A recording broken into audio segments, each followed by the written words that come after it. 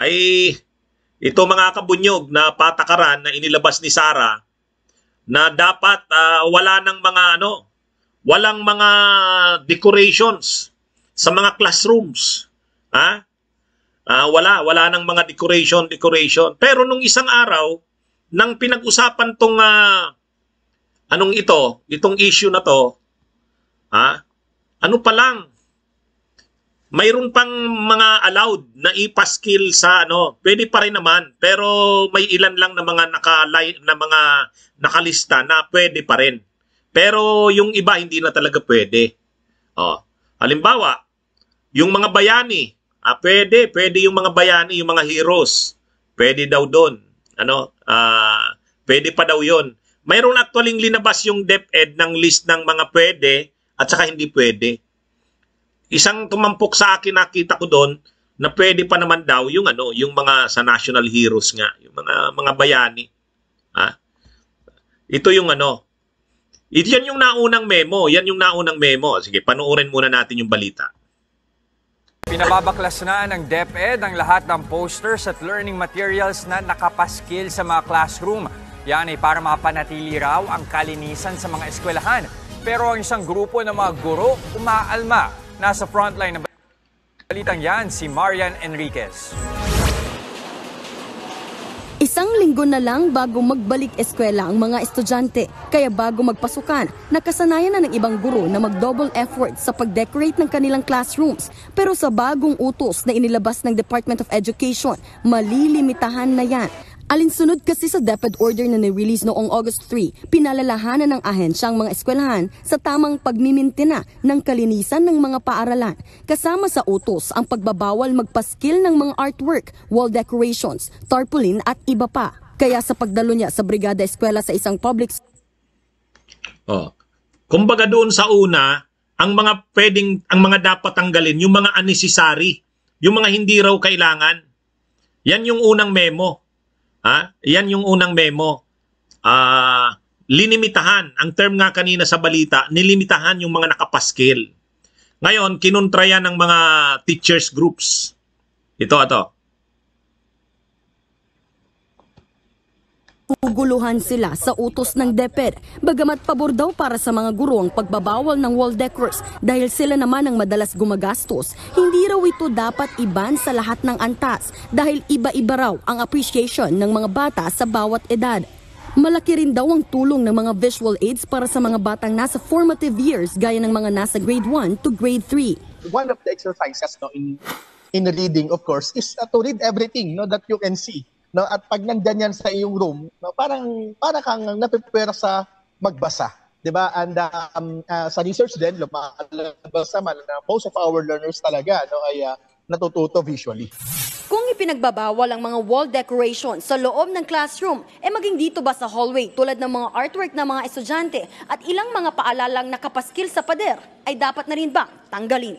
Yun. So medyo magulo, Magulo. Naguguluhan ng marami kasi ang aalisin daw yung mga hindi kailangan, mga unnecessary. Tapos yun nga, sabi nitong reporter, ang isa pang hindi malinaw, pati ba yun sa mga hallway, sakop din. Alam nyo kung anong latest na dyan, mga kabunyog, mga kababayan. Ang latest na dyan, parang napikon si Sara Duterte. Napikon si Sara walang H. Alam nyo kung anong latest? Kasi nagkaka-create nga ng kaguluhan Nagkaka-create ng kaguluhan. Ito na. Ang sabi ni Sara Duterte, lahat. Parang batang napikon. Ito na. Sabi ni Sara Duterte, mga kabunyog, ito. Ng ating mga estudyante ay nandoon sa teacher sa harap or nabaklas niya. Lahat yon dapat malinis ang ating class. Lahat tingnan nyo. Yan yung latest na sinabi. Nabaklas niya. Lahat yon dapat malinis ang ating classrooms so that ang attention ng ating mga estudyante ay nandoon sa teacher sa harap or doon sa libro or sa ginagawa nila. Kung Teachers Dignity Coalition naman kaya ito yung ang paglilinaw na ngayon, ang pinapatupad na, lahat na raw dapat tanggalin. Mayroong bagong memong nilabas. Talagang bare na lahat. Kahit yung mga national heroes, wala na yun. Matindi. Ha? Kasi daw, napikon yata itong si Sara Duterte kasi may mga kumukontra daw eh. O di, tsaka nagsasabi daw, nalilito kung ano ba talagang dapat ilagay, anong pwede, hindi pwede. Tapos pwede ba sa hallway, ayan. Parang napikon na bata na inagawan ng candy, nagalit si Sara Duterte, yan na. lahat na daw dapat tanggalin. Yan yung latest na clarification yan. Nung yung spokesperson ng DepEd, yung Michael Pua ba yun? Nung tinanong, sabi, wala po bang wala nang matitira? Talagang dati kasi ang memo, pwede pa. Ang may mga matitirang pwede, tulad ng national heroes, yon pwede yun. Pero, ang latest na sinabi ni Sara, lahat daw dapat. Tapos nung tinanong yung spokesperson ng DepEd, ano po ba talaga, lahat daw? Sabi, oo, lahat daw. Ay, sus, mga kabunyog pa. Para talaga tayo nitong nasa para tayo nitong panahon ng mga diktador, Parang Hitler ito, Hitler. Mayroon ngang kumakalat dito, mga kabunyog, nung isang araw ito. Ito yung kumakalat sa social media. Kaya lang itong kumakalat na ito, nung panahon pa ito na ang programa pa ni Sara ay yung toothbrush drill. Naalala nyo yun? Naalala nyo yun, mga kabunyog, mga kababayan, yung toothbrush drill. Ito yung picture na kumalat Yan si Sara. Tingnan nyo. Anong masasabi nyo dyan? Mga kabunyog, anong masasabi nyo dyan sa picture ni Sara? Yan Yan yung toothbrush drill. Ay ngayon naman, ang niya naman, wala na.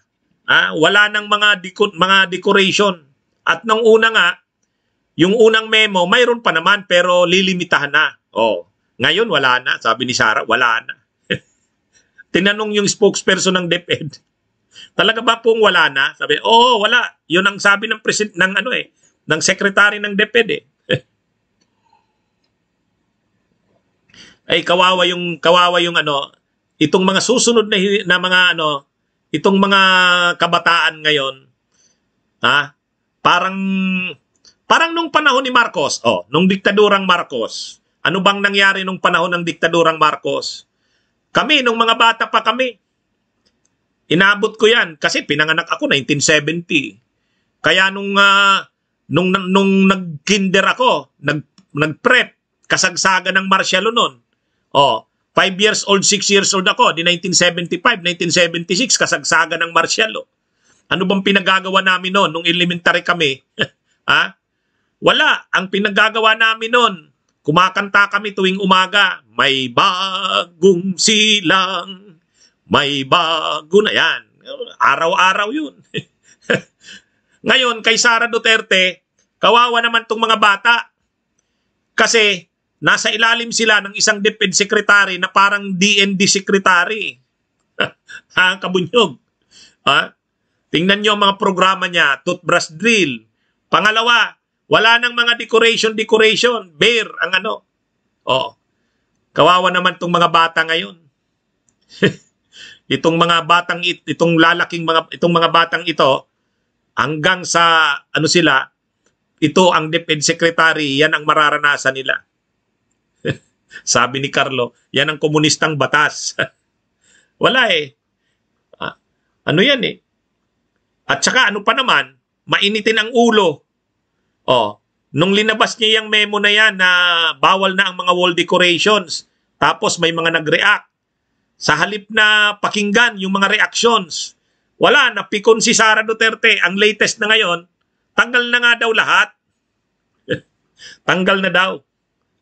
So, ang DepEd secretary ngayon ay parang DND secretary. Diktadurang Sara nga ang tawag ko Diktadurang Sara. Ang latest na desisyon, wala nang ititira. Bare na talaga ang mga classrooms. Wala nang mga decorations. Kahit pang mga bayani, wala na. Yan. Lahat yon dapat malinis ang ating classrooms so that ang attention ng ating mga estudyante ay nandoon sa teacher, sa harap, or doon sa libro or sa ginagawa nila. In a statement, Vice President and Education Secretary Sara Duterte insists that President Marcos and all other past presidents and all heroes will not be bothered if this means students will be more focused on their teachers, lessons, projects, and assignments. Pediatrician Dr. Cynthia Cuayo Wico, however, disagrees. She says visual aids, including artworks displayed inside the classroom, play an important role in the learning process of kids. It stimulates the child. Tapos yung gawa mo pa ang pinadi-display doon. It enhances your capability. Gusto mong gumawa better, to be better, para ma-appreciate ka. Pag nakakita ka ng blank walls, anong naiisip mo? Wala. Wala kang imagination, wala ka nang naisip, anong pwede kong gawin?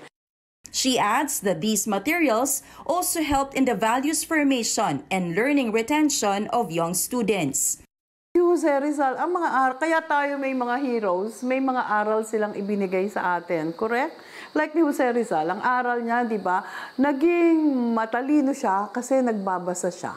Gusto niya ng languages. Give them everything that will encourage them to think, encourage them to reason out. Private schools, on the other hand, are not obliged to follow the DepEd's policy. I think the private schools will continue kung ano yung established policies nila. We also recognize yung mga scientific studies about yung mga ganung visual sa learning ng students. The Coordinating Council of Private Education Associations of the Philippines, or the COCOPEA, however, assures that their schools will continue to follow the minimum standards of DepEd as they implement their own policies pertaining to classroom setup and school cleanliness. Dapat yan magboses ang mga magulang. Dapat yung mga parent-teachers associations, magboses dyan. Ha? Ano to parang gagawin nitong anong tawag dyan? Anong tawag sa gobyernong ganyan? Diktadura talaga. Mas diktador pa siya sa presidente. Ito ang DepEd Secretary na diktador. Ha? Ang gagawin niya sa ating sistema ng edukasyon, parang mga robot ang mga bata. Parang mga robot. Wala man lang hindi magde-develop ng critical thinking sa mga bata. Appreciation ng mga bagay. Kita mo, mula umaga hanggang hapon, araw-araw, makikita mo, bare ang paligid mo. Bare. Awan ko. Gusto niya yata ang maging produkto ng gusto ba ng ating mga magulang ngayon, na ang mga anak nila ay maging tulad ni Sarah? Una, hindi nagpapahalaga sa honesty, sa pagiging matapat. Pangalawa, parang ang mga bata gagawing mga sundalo. Pag ang mga naiisip, drill. Bawal ito, bawal 'yon. Bawal ang decorations. Wala. Talagang anong klase na kayang mangyayari sa atin? Anong mangyayari na sa atin? Ang sistema natin ng edukasyon mula sa elementary, parang nasa bansang tulad siguro nung panahon ni Hitler ng Germany. Tulad ni Hitler ng Germany. At yan yung tinatawag niyang matatag curriculum.